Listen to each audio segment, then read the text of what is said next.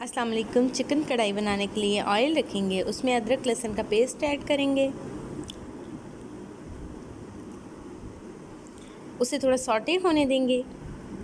اس کے بعد میں نے لیا ہے 1 کلو چکن، اس کو میں نے اچھے سے واش کر لیا ہے، اس کو ایڈ کر دیں گے اس کے اندر۔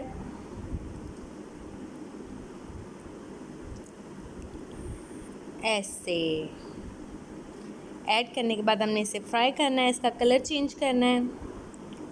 ادرک لہسن میں چکن کو فرائی کرنے سے چکن کی اسمیل ختم ہو جاتی ہے، پھر ایک جو چکن کی اسمیل ہوتی ہے وہ نہیں آتی۔ اس کے بعد جب اس کا کلر چینج ہوگا تو ہم اس میں باقی چیزیں ایڈ کریں گے۔ ہم نے 6 عدد ٹماٹر لیے ہیں، پیاز لی ہے فرائی کی ہوئی، اس کا ہم پیسٹ بنا لیں گے مشین میں پانی ڈال کے۔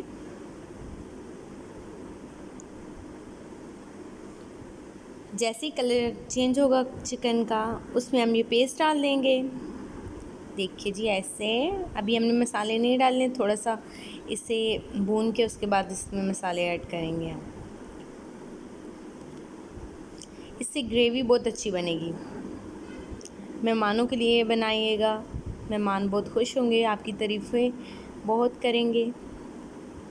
اب ہم اس میں مسالے ایڈ کریں گے آرام سے۔ سوکھا دھنیا ہم نے لیا ہے 2 ٹیبل اسپون، گرم مسالہ ہم لیں گے 1 ٹیبل اسپون بھر کے،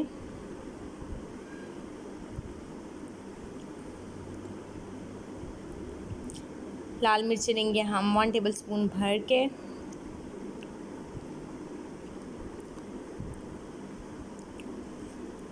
نمک لیں گے ہم 1.5 ٹیبل اسپون، ہلدی 1 ٹیبل اسپون۔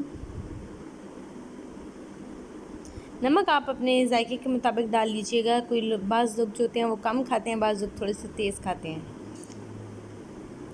اس کے بعد ہم چلی فلیکس ڈالیں گے، تھوڑی سی کٹی ہوئی مرچیں،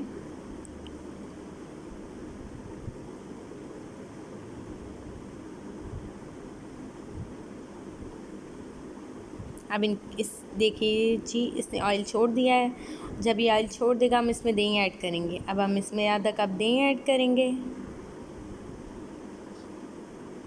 دیکھ سکتے ہیں ایسے تھوڑا سا ایسے ہلا لیجئے گا یہاں پہ ہی۔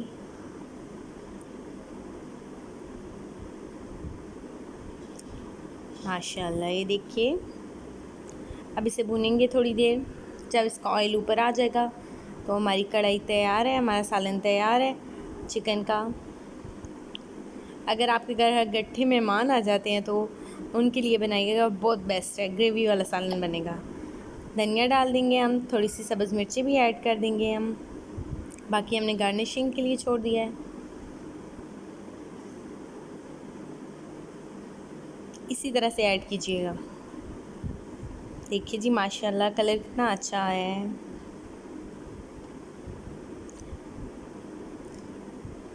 شادیوں والا سالن دیکھیے ایسے ہی ہوتا ہے ماشاءاللہ۔ یہ دیکھیے ادرک کے ساتھ ہم نے اس کی پریزنٹیشن کی ہے، اوپر سبز مرچیں اور دھنیا، کتنا خوبصورت کلر آیا ہے اس کا۔